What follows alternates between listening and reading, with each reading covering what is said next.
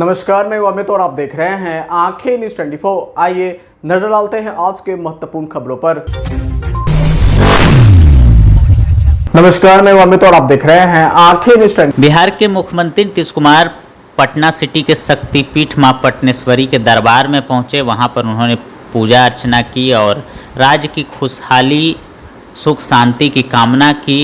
इस दौरान शक्तिपीठ के महंत ने उन्हें मां की चुनरी देकर उनका स्वागत किया।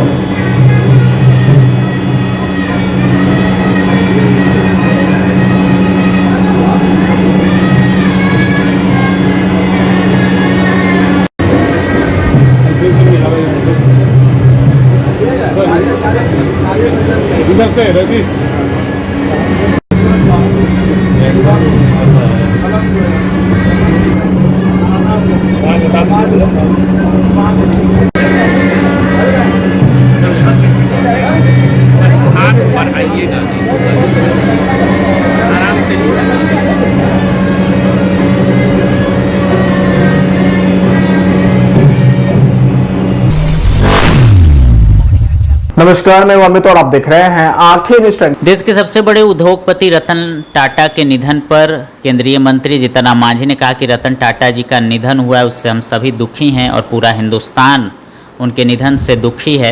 हिंदुस्तान की अर्थव्यवस्था को आगे बढ़ाने में रतन टाटा जी का बहुत बड़ा योगदान रहा है। ऐसे उद्यमी के जाने से हम लोगों को धक्का ज़रूर लगा है। हम भगवान से प्रार्थना करते हैं कि उनकी आत्मा को शांति मिले और लोगों से भी प्रार्थना करते कि जिस स्टेमिना के साथ रतन टाटा ने देश के लोगों की सेवा की है उसके लिए उनका शुक्रिया, लेकिन साथ साथ देशभक्ति समाज सेवा वो कभी नहीं भूले। ये सारी चीज़ें उनसे सीखने की ज़रूरत है। और उन्होंने क्या कुछ कहा, सुनिए इस वीडियो में। का सबसे बड़ा उद्योगपति रतन लाल टाटा जी का निधन हुआ है, उससे हम लोग दुखी हैं। और हम लोग दुखी क्या रहेंगे, समूचे हिंदुस्तान के लोग दुखी हैं, क्योंकि हिंदुस्तान के अर्थव्यवस्था को आगे बढ़ाने में रतन लाल टाटा जी का बहुत बड़ा योगदान रहा है। ऐसे उद्यमी को, ऐसे देशभक्त को जाने से जरूर हम लोगों को धक्का लगी है और हम भगवान से प्रार्थना करते हैं कि उनकी आत्मा जहाँ भी रहे उनको शांति मिले। और फिर अन्य लोगों से भी प्रार्थना करते हैं कि जिस स्टेमिना से एक बड़ा पूंजीपति होकर के भी राष्ट्र की सेवा उन्होंने की है, उसी तरह से पूंजीपति हों, उसके लिए शुक्रिया, लेकिन साथ साथ देशभक्ति समाज सेवा को कभी नहीं भूलें। ये रतन लाल टाटा जी से सीख लें और ईद लेकर के अगर सीखते हैं तो अच्छी श्रद्धांजलि होगी। यही अपेक्षाओं के साथ हम पुनः उनके निधन पर दुख व्यक्त करते हैं, भगवान से प्रार्थना करते हैं उनके आत्मा को शांति। अब तेजस्वी जी अगर चिकित्सक हैं तब तो मैं नहीं कर सकता हूँ। अगर चिकित्सक हैं, चिकित्सा के दृष्टिकोण से अगर बतलाते हैं तब तो कुछ नहीं कहना है। लेकिन जहाँ तक नीतीश कुमार का सवाल है, कौन ऐसा कार्यक्रम उनका नजर आ रहा है जिसमें उनको अस्वस्थ मानते हैं। वो मंत्रिमंडल की बैठक कर रहे हैं, बाढ़ में देखा कि आप लोगों ने, उन्होंने विजिट किया, आज हर काम को वो कर रहे हैं। बहुत लोगों का जो जयंती होती है, पुण्यतिथि होती है, वो अवसर पर भी जा रहे हैं, यानी सारा काम नीतीश कुमार कर रहे हैं। तो उनको कैसे लग रहा है कि वो अस्वस्थ हैं? हमको तो लगता है कि तेजस्वी जी ही तो अस्वस्थ न हो गए हैं। झारखंड चुनाव में हम क्या भूमिका रहेगी? अभी हाल में हम चतरा में एक बैठक जाके किया है और वहाँ घोषणा किया है कि वहाँ पर 10 सीट पर हम लड़ने का प्रयास करेंगे। लेकिन हम एनडीए में हैं, एनडीए के माध्यम से चर्चाएं चल रही है और चलाएंगे, और जो सीट मिलेगी उस सीट पर हम लोग लड़ेंगे। लेकिन चुनाव वहाँ जरूर लड़ेंगे हिंदुस्तानी अवाम मोर्चा सेक्टर के लोग। प्रधानमंत्री मोदी ने कहा है कि कांग्रेस मुसलमानों को डराकर राजनीति करती है, हिंदुओं को बांटने की कोशिश करती है। देखिए, नरेंद्र भाई मोदी जी अभी वर्तमान में मैं समझता हूँ कि अलौकिक शक्ति से भरपूर हिंदुस्तान और भारत की सेवा कर रहे हैं। उनके मुखारबिंद से जो भी बातें उठती है आती है वो मौजूद होती है, हिंदुस्तान के लिए भारत के लिए लाभदायक होती है। आज कह सकते हैं कि कांग्रेस की बात जब वो लोग करते हैं तो जम्मू कश्मीर में जब वो लोग प्रचार कर रहे थे कांग्रेस वाले लोग, तो क्या नारा दे रहे थे? JNK मतलब कि पाक ऑक्युपाइड जो था POK था, उसके बारे में हम लोग क्या क्या न बोल रहे थे। तो वैसी बातें बोलना और फिर विदेश में जा करके हिंदुस्तान के बारे में कुछ कहना, ये सब कोई राष्ट्रभक्ति नहीं है। वैसे लोग अगर कुछ बोलते हैं तो उनकी बात पर हम लोग भरोसा नहीं करते हैं, और उस चीज के लिए अगर नरेंद्र भाई मोदी जी ने कुछ कहा तो उन्होंने ठीक ही कहा है उन लोगों के लिए कि वो लोग डरा करके राजनीति करना चाहते हैं। लेकिन अभी हरियाणा का चुनाव आपने देखा, कुछ नहीं चला उन लोगों को, और पहले के मन। नमस्कार, मैं अमित और आप देख रहे हैं आंखें न्यूज़। बिहार सरकार के ग्रामीण कार्य विभाग के मंत्री अशोक चौधरी ने प्रेस कॉन्फ्रेंस करते हुए कहा कि पिछले साल हमने भीम संसद का आयोजन किया था। इस बार हम 26 नवंबर को पटना के बापू सभागार में भीम संसद और संविधान दिवस मनाएंगे। वहीं कहा कि हम दलितों के लिए दलित महाकुंभ 14 अप्रैल को करेंगे, और उन्होंने क्या कुछ कहा सुनिए इस वीडियो में। सभी पत्रकार बंधु को दुर्गा पूजा की बहुत शुभकामना। आज महाअष्टमी है और आज से दशहरा की छुट्टी भी हो गई है। पूरा देश जो है माँ के आराधना में लगा है। सब लोगों को शुभकामना देते हैं दशहरा की। आज मुख्य मुद्दा आज आप लोगों के बुलाने का है कि पिछले साल हम लोगों ने 26 नवंबर को संविधान दिवस के उपलक्ष्य में हम लोगों ने भीम संसद का आयोजन किया था, और उस भीम संसद को 1 वर्ष पूरा हो रहा है इस 26 नवंबर को।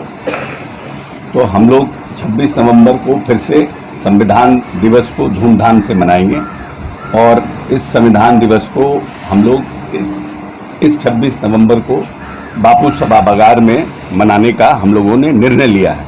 क्योंकि भीम संसद के कार्यक्रम को और संविधान दिवस को हम लोगों ने अपने पहले कार्यक्रम में निर्णय किया था, इसको हर साल हम लोग बहुत धूमधाम से मनाएंगे।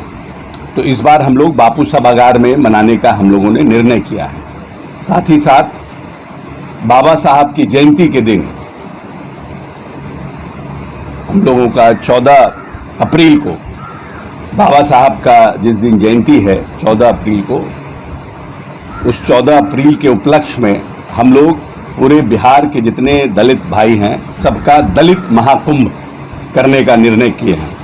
क्योंकि भीम संसद का कार्यक्रम 26 नवंबर को अगर हम लोग करेंगे तो वो संविधान दिवस है, लेकिन जिस तरह से हमने कहा था कि हम भीम संसद हर बार करेंगे, तो इस बार जो दलितों के जो इस प्रदेश में कार्यक्रम हुए हैं और दलितों के उत्थान के लिए जो कार्यक्रम हुए हैं, उन सबको उत्साह के रूप में बनाने के लिए दलित महाकुंभ 14 अप्रैल को हम लोग करेंगे।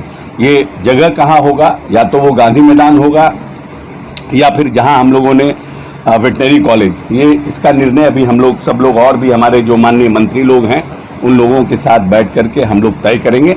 लेकिन एक बड़ा कार्यक्रम हम लोग 14 अप्रैल को दलित महाकुंभ के नाम से करने का हम लोगों ने निर्णय लिया है। और भीम संसद में जितने लोग हम लोगों के साथी थे उन सब से हम लोगों ने बात किया है, चर्चा किया है।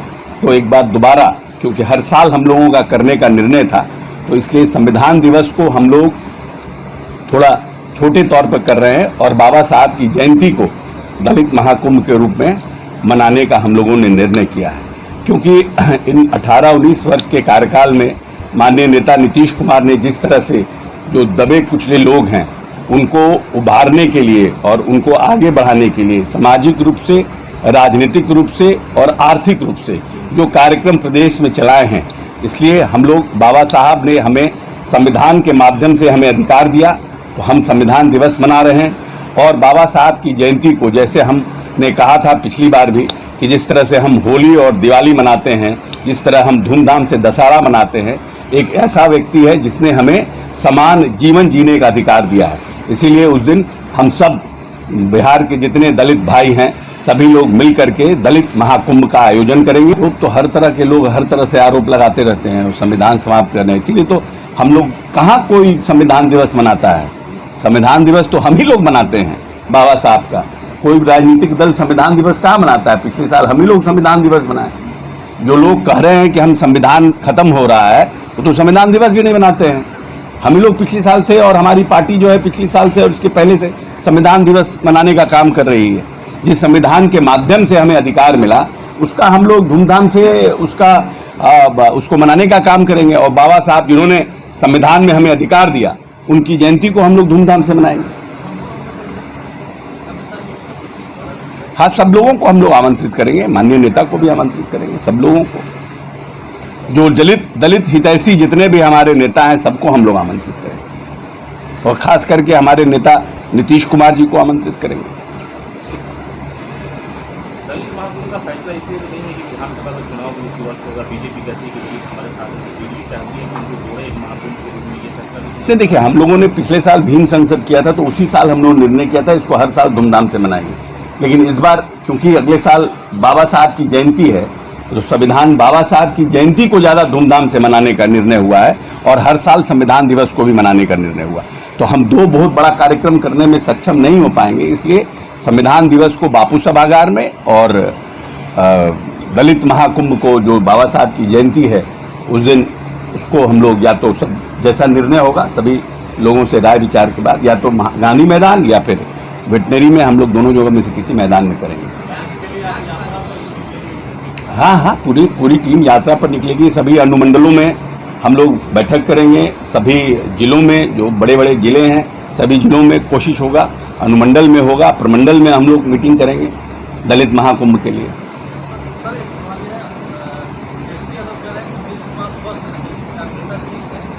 ठीक है, ये सब बिना सिर पाँव के सवाल का जवाब नहीं। अभी ट्वीट के राजा हैं वो, तो दिल्ली, कलकत्ता, बम्बई कहीं भी रहते हैं ट्वीट करते हैं, उसका कितना जवाब दिया जाए उनके ट्वीट का। जो लोग नीतीश कुमार बार बार ये कहते हैं कि नीतीश कुमार का काम बोलता है, नीतीश कुमार नहीं बोलते हैं, तेजस्वी जी का सिर्फ ट्वीट बोलता है, दोनों में फर्क है। और शुभकामनाएं हैं उनको।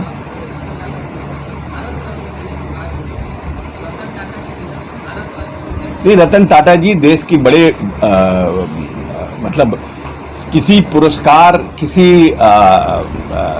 विभूषण से रतन टाटा मानवीय रूप से एक बड़ा व्यक्तित्व थे। देश की एक बड़ी क्षति हुई, लेकिन जो जीवन में पैदा होता है उसको जाना होता है।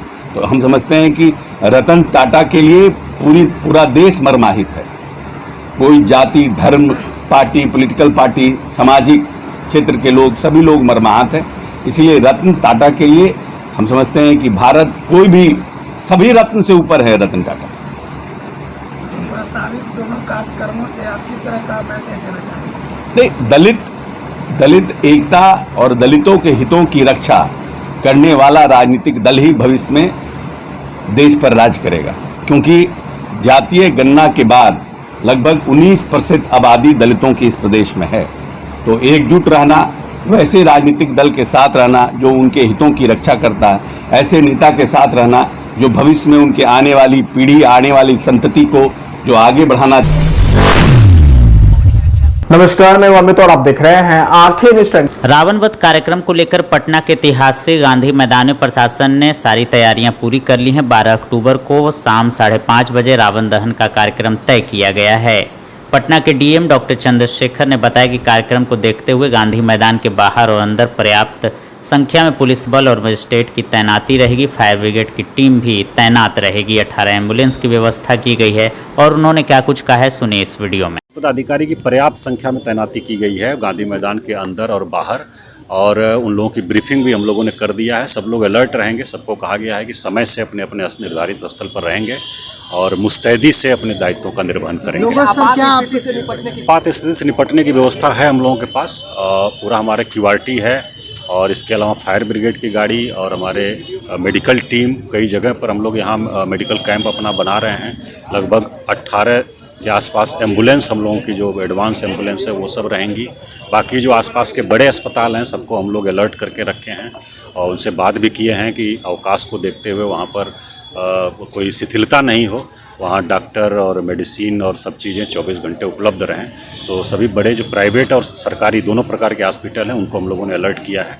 तो पूरी तरह से हम लोग तैयार हैं और कार्यक्रम को शांतिपूर्ण ढंग से संपन्न करने के लिए। संख्या में सर लोग आते हैं, लोगों से क्या अपील करें, कितना बजे तक गांधी मैदान आ जाए और रावण वध के बाद कैसे? ये कार्यक्रम जो एक तरह से 4:30 बजे शुरू हो जाएगा हम लोगों का, और उस समय झांकी प्रवेश कर जाती है। उसके पहले लोग प्रवेश कर जाएं, आ जाएं। और जो कार्यक्रम हम लोगों का प्रयास है कि सूर्यास्त होने के साथ साथ संपन्न हो जाए। और निकलते समय हम लोगों का आग्रह है आपके माध्यम से सभी लोगों से, जो भी श्रद्धालु दर्शक आएंगे, कि निकलते समय हड़बड़ी नहीं करें, आराम से निकलें। सभी गेट खुले रहेंगे।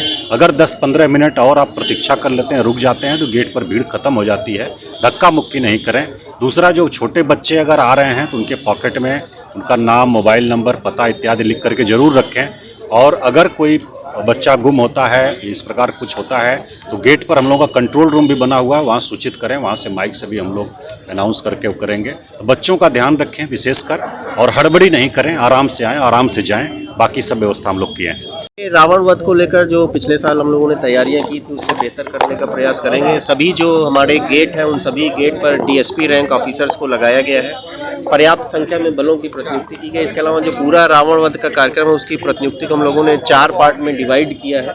एक गांधी मैदान के अंदर की प्रतिनियुक्ति रहेगी जो सीनियर ऑफिसर सुपरवाइज करेंगे। उसके बाद जो गांधी मैदान पे गेट बने हैं सारे गेट्स पर जो है प्रतिनियुक्ति रहेगी, जिसमें DSP रैंक ऑफिसर्स लगाए गए हैं। गांधी मैदान के बाहर जो चारों तरफ सड़क है और जो क्षेत्र लगता हुआ है उसको 4 भागों में बांट कर हम लोगों ने 4 पेट्रोलिंग, एक इंस्पेक्टर रैंक ऑफिसर्स के साथ जो लगातार पेट्रोल करते रहेंगे। और उनकी जिम्मेदारी ये रहेगी कि पूरा जो रोड है वो स्मूथ रहे, कहीं कोई भी जो है गैर जरूरी सामग्री या कोई भी वाहन इत्यादि खड़ा नहीं हो। और इसके बाद जितने अप्रोच रोड हैं जो गांधी मैदान की तरफ आते हैं, चाहे आपकी बुद्धा कॉलोनी से जो अशोक राजपथ का रास्ता आता है, पीर बहोर तरफ से जो अशोक राजपथ का रास्ता आता है, एग्जीबिशन रोड चौराहे से एग्जीबिशन रोड आता है, गांधी मैदान के बगल से जो रास्ता आता है, गांधी मैदान थाना के बगल से, तो जितने भी रास्ते आते हैं उन रास्तों को भी हम लोग 200-300 मीटर तक क्लियर रखेंगे। ट्रैफिक प्लान हम लोगों ने उसी तरीके से बनाया है कि जिससे लोगों को आने में और कार्यक्रम समाप्त हो जाने के बाद बाहर निकलने में किसी प्रकार से समस्या नहीं हो। तो हम लोग को पूरी तैयारी है हमारी प्रशासन की, जिला प्रशासन की। पूरे गांधी मैदान को CCTV कैमरों से आच्छादित किया गया है। कोई भी एरिया ऐसा नहीं जहां CCTV कैमरे से दिखाई नहीं पड़ता हो। रोशनी की भी पर्याप्त व्यवस्था की गई। हम लोगों ने ये मानक रखा है कि अगर कोई आंख बंद करके भी गांधी मैदान के गेट से प्रवेश करे या निकलना चाहे तो उसको किसी प्रकार से कोई ठोकर इत्यादि नहीं लगे। इसी मानक के हिसाब से हम लोग तैयारी कर रहे हैं और 12 तारीख के पहले दोपहर 12-1 बजे तक हम लोग सारी तैयारियां पूरी कर लेंगे। जो पुतले हैं उनकी सुरक्षा के लिए अभी से बल प्रतिनियुक्त कर दिया गया है। अस्थायी थाना भी गांधी मैदान में खोला गया है। तो सारी तैयारियां कर ली गई हैं और हम लोग को पूरा विश्वास है कि कार्यक्रम बहुत अच्छे से संपन्न होगा। नमस्कार, मैं अमित और आप देख रहे हैं आंखें न्यूज 24। मौसम विभाग ने आज बिहार के 7 जिलों में बारिश का ऑरेंज अलर्ट जारी किया है। बता दें कि पटना में बादल छाए रहने की संभावना जताई गई है। वहीं मौसम विभाग के अनुसार पूर्वा हवा की वजह से बिहार के कुछ भागों में मानसून सक्रिय है। इसी कारण कुछ जगहों पर हल्की फुल्की बारिश हो सकती है। हालांकि 12 अक्टूबर के बाद से बिहार के किसी भी जिले में बारिश की संभावना नहीं है। इस दौरान सभी जिलों में मौसम सामान्य बना रहेगा। बता दें कि पटना मौसम विज्ञान केंद्र के अनुसार बिहार के कई हिस्सों में मानसून विदा हो चुका है। अगले 2-3 दिनों में मानसून की पूरी तरह से बिहार से विदाई हो जाएगी। बता दें कि पटना मौसम विज्ञान केंद्र के अनुसार 11 अक्टूबर यानी 9वीं और 12 अक्टूबर यानी विजयदशमी को लेकर कोई चेतावनी जारी नहीं की गई है। इन दोनों दिनों के लिए मौसम विभाग ने जो पूर्वानुमान जारी किया है उसके अनुसार राज्य के सभी जिलों में मौसम शुष्क बना रहेगा। बता दें कि बारिश के कोई असर नहीं है। पिछले 24 घंटों के मौसम की बात करें तो मानसून की स्थिति कमजोर रहेगी। इस वजह से राज्य में 1 या 2 स्थानों पर हल्की से मध्यम दर्जे की बारिश हो सकती है। वहीं 36.3 डिग्री सेल्सियस के साथ सीवान सबसे गर्म जिला रहा। वहीं सबसे कम न्यूनतम तापमान रोहतास में 23 डिग्री दर्ज किया गया। अगर आप भी अपने दुकान, प्रतिष्ठान, school, college, coaching centre, restaurant, cafe का विज्ञापन देना चाहते हैं, वो भी किफायती दर पर, तो आंखें न्यूज़ 24 लेकर आया है आपके लिए एक सुनहरा मौका। आंखें न्यूज़ 24 न्यूज़ पोर्टल की दुनिया में बिहार का सबसे उभरता हुआ चैनल, जहां बिहार झारखंड से जुड़े तमाम बड़ी खबरें देखने को मिलती है। तो देर किस बात की, आज भी जुड़े आंखें न्यूज़ 24 के साथ। संपर्क करें हमारे व्हाट्सएप नंबर 8935876430 पर। क्या आप पत्रकारिता के क्षेत्र में अपना कैरियर बनाना चाहते हैं? तो आज ही royal Ashoka institute of mass communication and journalism में अपनी जगह सुनिश्चित करें। आर्यभट्ट ज्ञान विश्वविद्यालय पटना से मान्यता प्राप्त 100% प्लेसमेंट के साथ royal Ashoka institute of mass communication and journalism नामांकन जारी है। हमारा पता है DS/16 गायत्री मंदिर के समीप, कंकड़बाग, पटना 8,20,000। आप हमें संपर्क भी कर सकते हैं। हमारा मोबाइल नंबर है 9955456126।